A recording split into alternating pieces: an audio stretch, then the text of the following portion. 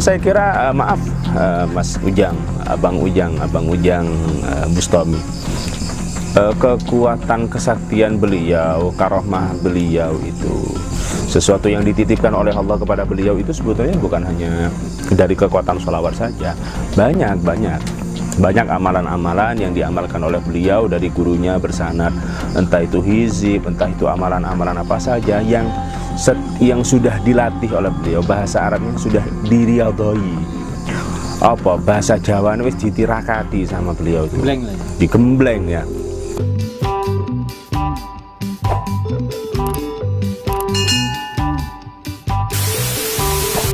Assalamualaikum guys, jumpa lagi dengan saya YouTuber Kandang Manis dari Jawa Timur. Mengaku itu boleh dan murah, diakui atau tidak kandangnya terserah Anda, bebas. Kebetulan malam ini malam spesial bagi saya karena saya berkunjung ke pondok pesantren As-Sayyidah Fatimah. Dan kebetulan kali ini saya bersama Ustadz Nuril, pengasuh pondok pesantren As-Sayyidah Fatimah, dan kita di sini mau membahas tentang kesaktian Ujang Bustami yang fenomenal di YouTube ya.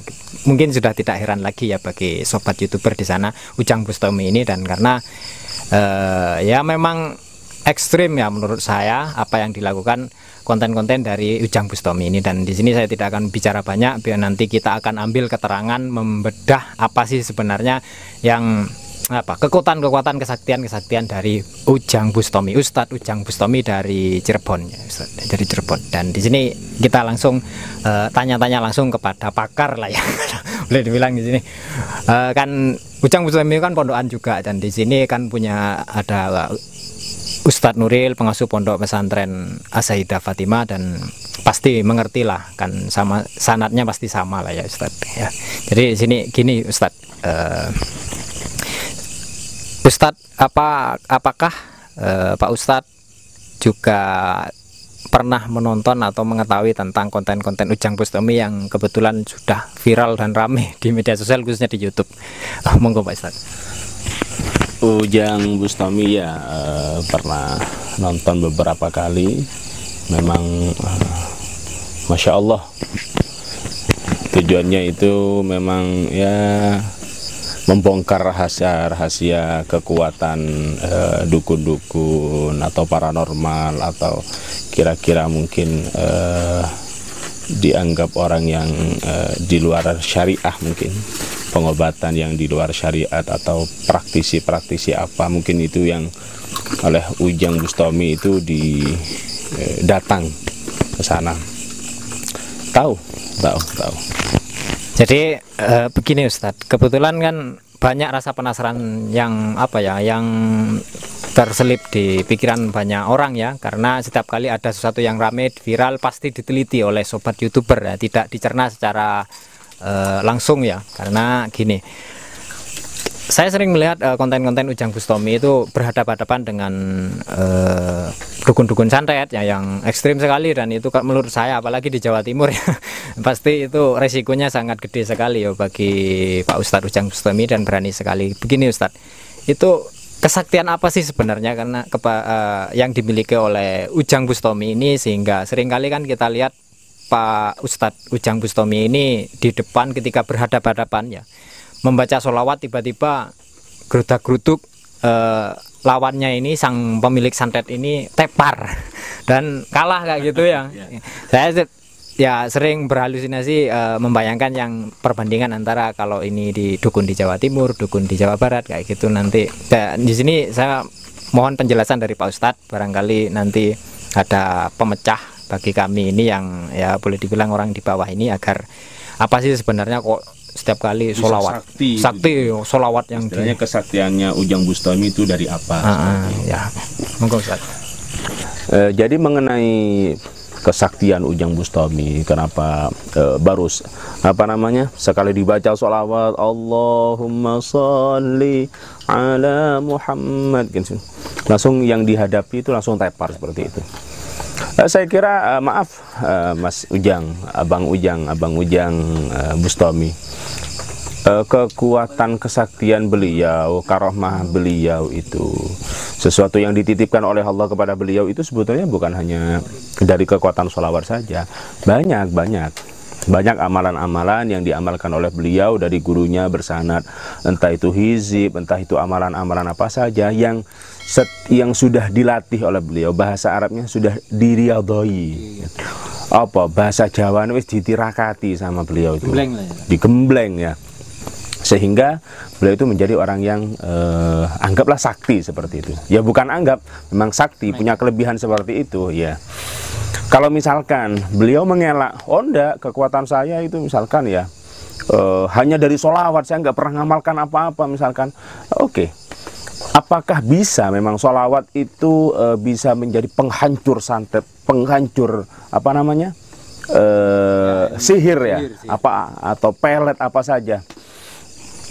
Jadi begini, sholawat ampuh untuk apa saja, asalkan dilatih lebih dahulu, dilatih dengan niat tertentu. Kalau misalkan sholawat, Mas Sahi baca sholawat untuk bayar hutang, ya sudah, yang tembus bayar hutang, seperti itu. Yang tembus bayar hutang, niat yang pertama.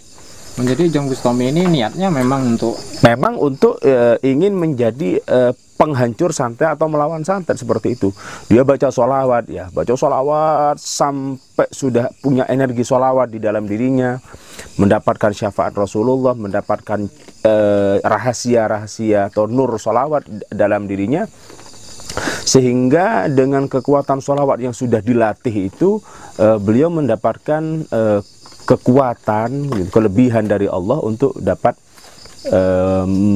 melawan dukun-dukun atau sihir apa saja sekaligus seperti itu.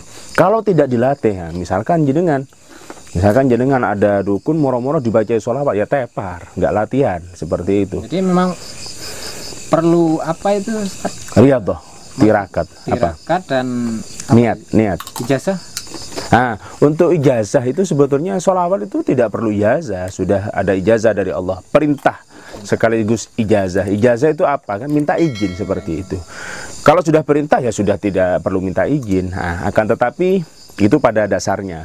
Akan tetapi bentuk sholawat itu kan banyak. Ada sholawat Ibrahimiyah, ada sholawat Mansub, Habib Soleh Tanggul, ada sholawat Habib Abu Bakar As-Segaf, ada sholawatnya sholawat Badar, seperti itu. Nah, kenapa harus mengambil ijazah? Mengambil ijazah dengan sigot tertentu, teks sholawat tertentu, sehingga niatnya nyambung dengan niatnya pengarang sholawat itu sendiri. Nah, itu ijazahnya, seperti itu. Kemudian apa bisa sholawat untuk menghancur santet? Bisa, tapi riyadhah, latih dulu, nanti bisa tembus itu, seperti itu. Orang sakit. Jadi begini Ustaz, kita kan banyak sekali, kebetulan saya juga ada banyak sering kali anjuran-anjuran tentang sholawat. Ada sebuah teman saya, ini perbedaannya mungkin dengan orang awam dengan orang yang sakti ini, Ujang Bustami ini.